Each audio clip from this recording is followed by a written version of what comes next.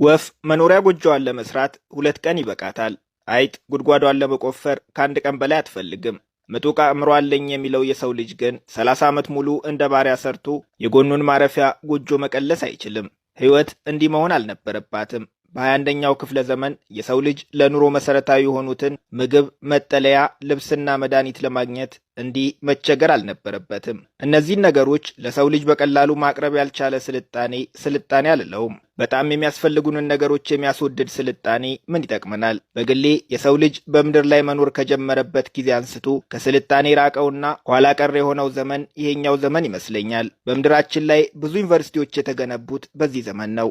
ብዙ ሰዎች ዩኒቨርሲቲ ገብተው በዲግሪ የተመረቁትም በዚህ ዘመን ነው። ሆኖም አልሰለጠነም በምንለው ዘመን እንኳን እንደ ልብ ይገኙ የነበሩ የሰው ልጅ መሰረታዊ ፍላጎቶች የቅንጦት የሆኑበት ዘመንም ይሄው የምንኖርበት ዘመን ነው። ለሰዎች ሁሉ መናገር የምፈልገው አንድ ምክር አለኝ። ሕይወት ቀላል ናት። ሕይወት ቀላልና አስደሳች እንደሆነች ነው የማውቀው። ተወልጄ ያደግኩት በሰሜን ምስራቅ ታይላንድ ገጠራማ ክፍል ነው።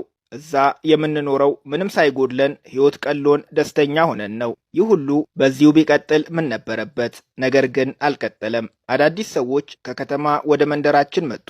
ሰዎቹ ባመጡት ቴሌቪዥን ባንኮክን አየናት። ድሃ እንደሆንን ነገሩን። ሀብታም ለመሆን ስኬታማ መሆን አለባችሁ። ስኬታማ ለመሆን ደግሞ ገጠር ትክክለኛው ቦታ አይደለም፣ ወደ ከተማ መሄድ አለባችሁ አሉን። ይህንን ስሰማ ወደ ባንኮክ መሄድ ፈለግኩ። የማላውቀው ከተማ ናፈቀኝ። ስኬትን ፍለጋ ፔስታሌን ሸክፌ ተነሳው። ባንኮክ ስገባ ነገሩ ሌላ ነው። ባንኮክ ገጠር የነበረኝን ደስታ ነጠቀችኝ። ባንኮክ መምጣት ብቻ ስኬታማ ያደርግ መስሎሃል አሉኝ። ስኬት ሩቅ ናት። ልደርስባት ከፈለክ መጀመሪያ ጎብዘ ተማር፣ ቀጥሎም ጠንክረ ስራ አሉኝ። ትምህርት ቤት ገባው። ከትምህርት ስመለስ በቀን ለ8 ሰዓት መስራት ጀመርኩ። ይህም ሆኖ በገጠር እንደ ልብ እጫወትበት የነበረው ምግብ እዚህ የለም። ተምሬና ሰርቼ ቤት ስገባ የምበላው ይርበኛል። የምኖርበት ቤት የለኝም። እኔና መሰሎቼ ለፍተን በምናገኛት ትንሽዬ ገንዘብ የተከራየናት ቤት እጅግ ጠባብ በመሆኗ ተፋፍገን የምንተኛው። ራሴን መጠየቅ ጀመርኩ። ስኬታማ ለመሆን ጠንክሬ በሰራው ቁጥር ሕይወት ለምን የበለጠ እየከበደች መጣች?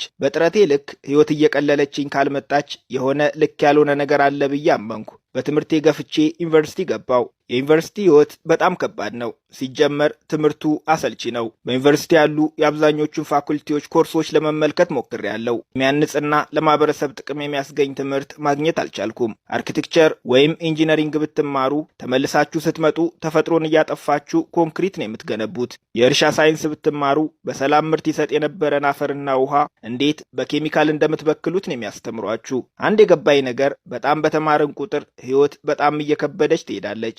ለምንድን ነው እዚህ የመጣሁት ብዬ አሰብኩ።